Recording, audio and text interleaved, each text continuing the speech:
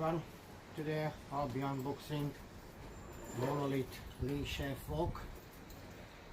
So let's have a look what we've got inside the box.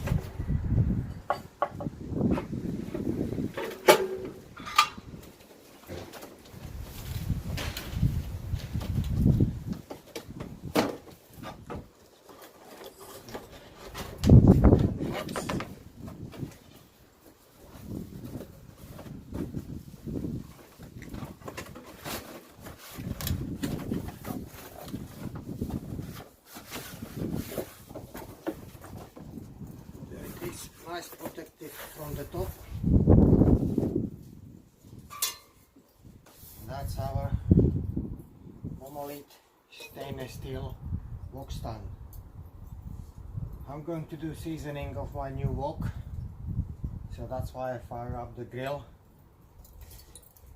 The logo facing towards you. This is the setup, how you're going to place your wok onto the grill, and on top of the grill you just placed your wok, which I'm going to do seasoning any minute. So that would be from today unboxing the Monolith Chef wok stand.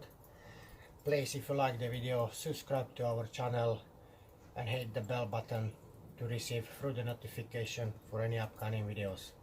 Thank you.